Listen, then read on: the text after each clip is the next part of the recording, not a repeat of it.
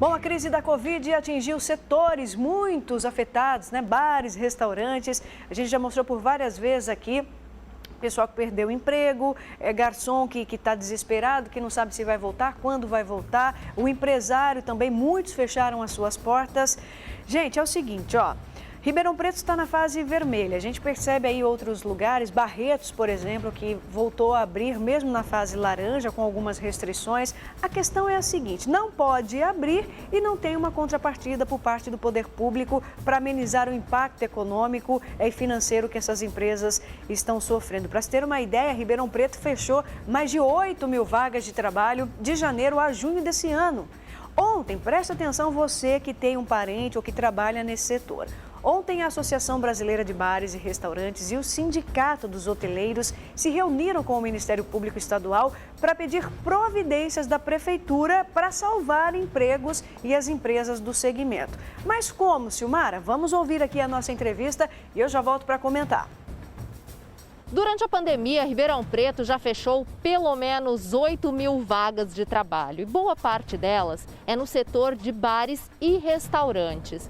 O pessoal está passando por grandes dificuldades nesse setor. É por isso que ontem teve uma reunião entre os representantes da Abrazel, a Associação Brasileira de Bares e Restaurantes, e o Ministério Público aqui em Ribeirão Preto. Eu vou conversar agora com o Sacha Reck, ele é conselheiro da Abrazel e vai contar para a gente o que foi levado para essa reunião e o que ficou definido nela, Sacha.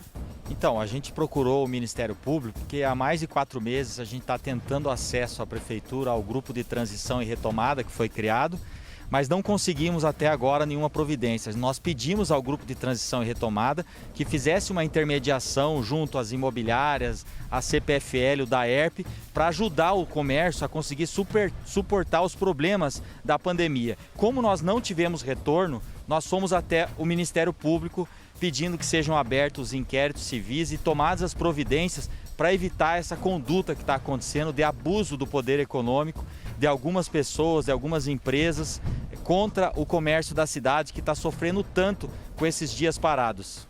Os pontos que foram tratados na reunião dizem respeito à DAERP, CPFL, né?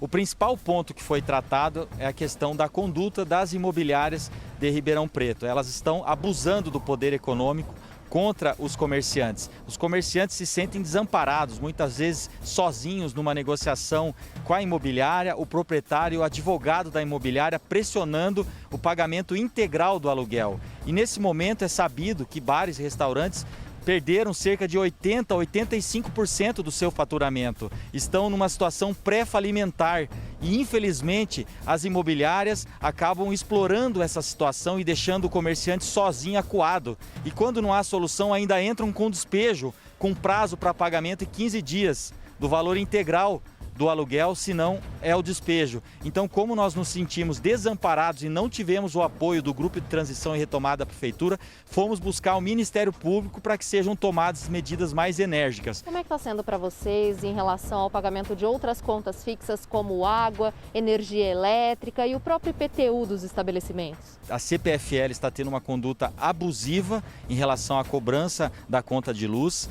O parcelamento só pode ser feito no cartão de crédito e muitas vezes os comércios não têm mais limite no cartão para fazer esse parcelamento. Os juros cobrados nesses parcelamentos são abusivos, extremamente abusivos. E o comerciante ele não vê outra saída. Ou ele paga esse parcelamento com esses juros, ou a CPFL vem e corta a luz.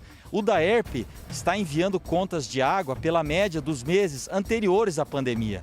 Eles alegam que, por conta do isolamento, não podem medir os registros. Ora, se não pode medir, então não cobra. Não se pode cobrar pela média. E os comerciantes que não questionam isso no DAERP estão sendo obrigados a pagar integralmente. E com relação aos impostos, a Prefeitura toma decisões de fechar o comércio, pede o respeito a essas decisões, e as empresas não têm nenhuma política de parcelamento do IPTU, das taxas. Infelizmente, manda-se fechar, mas não se ajuda o comércio a suportar esse isolamento.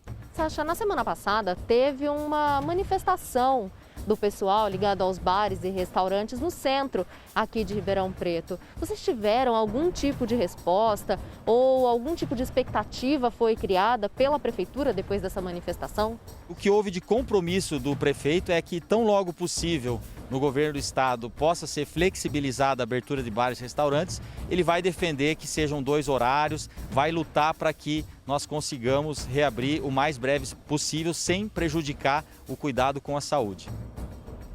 É o que eu falo aqui desde o começo. Todo mundo está comentando sobre essa questão da falta de iniciativa e falta de oportunidade e falta de diálogo. Ontem eu conversava aqui com vários especialistas que falavam o seguinte: Mara, muitas vezes nós fazemos parte, somos representantes de categorias e não somos convidados para fazer parte dessas reuniões, para discutir qual vai ser o andamento dessa pandemia dos setores.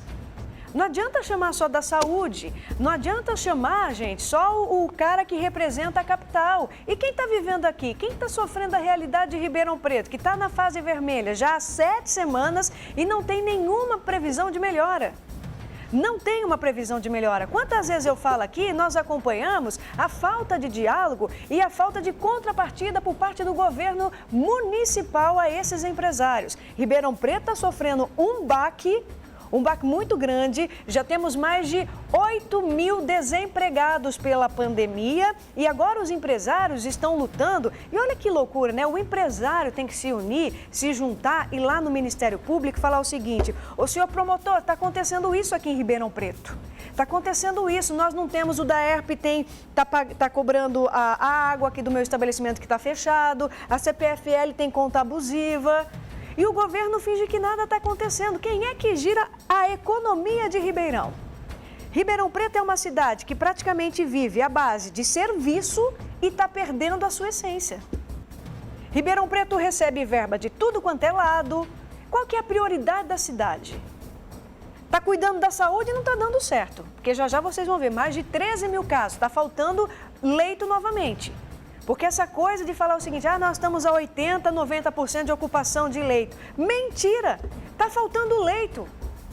Quantas vezes nós recebemos aqui diariamente pessoas que falam: olha, não estou conseguindo encaminhamento, não estou conseguindo uma vaga, não tem leito.